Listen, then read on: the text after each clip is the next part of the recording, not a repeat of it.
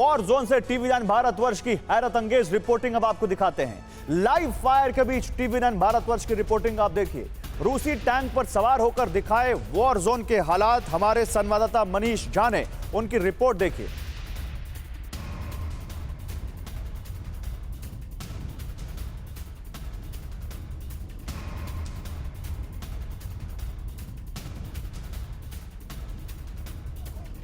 इस वक्त टीवी9 की टीम आपको रूस के उसी वॉर स्ट्रेटेजी का वो हिस्सा दिखा रही है जहां पर आपके उन तमाम सवालों का जवाब है कि क्या होगा जब रूस और नाटो के बीच सीधी लड़ाई होगी, क्या होगा जब रूस के टैंक और नाटो के टैंक भिड़ेंगे। मैं ये बात कहूँ कि रूस की सेना आश्वस्त है, यहाँ पर उसकी सुरक्षा कर सकेगा।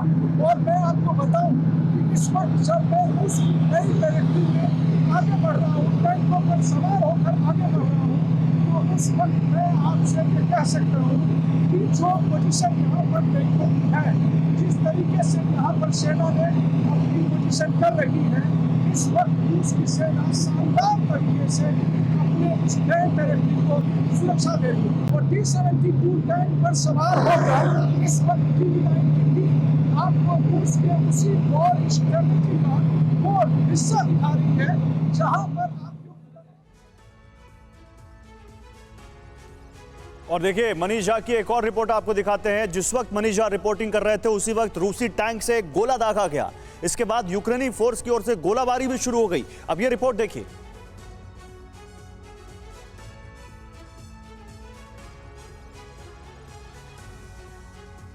आपने देखा होगा कि हमने अपना हेलमेट बदल लिया है। टैंकिस्ट ने मुझे अपना हेलमेट दिया है ताकि मेरे कान में उतनी धमाके की आवाज़ ना सुनाई पड़े और मेरा कान सुरक्षित रहे। और इस वक्त आप देखिए अगले कुछ ही सेकंड में यहाँ से गोले दागने की आवाज़ होगी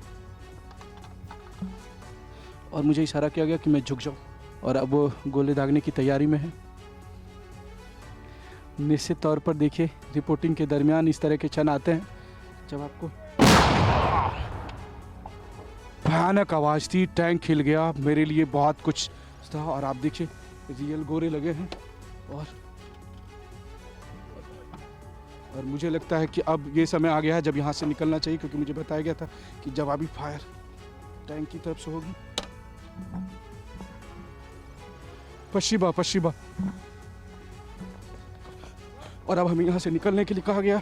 तो आपने देखा टैंक से गोले दागे गए हैं, अब कभी भी उधर से गोले दागे जा सकते हैं, इसलिए अब हम लोग तुरंत यहाँ से निकल रहे हैं।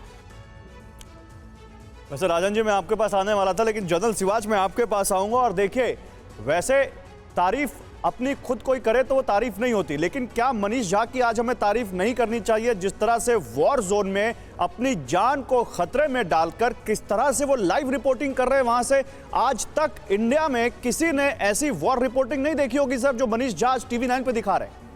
हाँ बिल्कुल, गौरव काबिले तारीफ, नो डाउट। इसमें यह है कि एक तो रिस्क लेने की कैपेबिलिटी है और एक कहीं ना कहीं ये भी दर्शाता है कि भारत के साथ रूस के कितने महान रिलेशन है, कि रूस की जो आर्मी है वो एक अपना जो कॉरेस्पॉन्डेंट है भारत का, उसको अपने T-72 टैंक पे बिठा रही है और उसके बाद लाइव फायर करा रही है। और मनीष झा का वहां होना मुझे लगता है सलूटेड, ये बहुत ही काबिले तारीफ है। और ये एक ही चैनल होगा जो इस प्रकार की लाइव न्यूज दिखा रहा है, वार न्यूज। और क्योंकि अब जब उन्होंने फायर किया था यूक्रेन की फौज पे, तो वहां से पक्का वहां से गोला आएगा, क्योंकि वो एक बार शूट कर लेते हैं और उसके बाद दोबारा आता है। मुझे लगता है बहुत ही अच्छी रिपोर्टिंग हो रही है। और बिल्कुल सर, और ये भी देखिए क्योंकि टीवी9 ये दावा करता है और ये वादा करता है अपने व्यूअर से कि ग्राउंड से हम आपको रिपोर्ट्स लेकर आएंगे। ब्रिगेडियर शरदेंदु, आप इस पर क्या कंट्रीब्यूट करना चाहेंगे? टैंक में इस तरह से चलना कितना खतरनाक है जो इस वक्त मनीष झा कर रहे हैं वहां डोनबास में?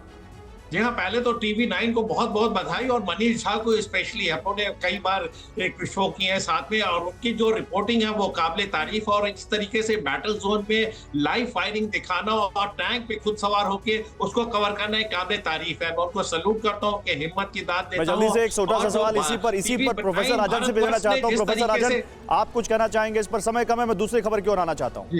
जी, वो मैंने देखा कि वो रूसी में बात करना भी सीख गए हैं। वो पसीबा बोल रहे थे। बिल्कुल, पसीबा का मतलब थैंक यू होता है रूसी भाषा में। और ये बहुत ही मुझे लगता है कि इस ढंग का रिपोर्टिंग अनलेस जब तक आपको पूरा एक्सेस नहीं हो, भरोसा नहीं हो, तो इस ढंग का एक्सेस कहीं भी कोई भी आर्मी रिपोर्टर्स को नहीं देती है। तो ये दिखाता है कि आपका जो चैनल है उसका कितना वहां पे भी उसको किस ढंग से लोग देख रहे हैं, किस ढंग से उसकी प्रशंसा कर रहे हैं, और निश्चित रूप से ये काबिल तारीफ है। Thank you sir.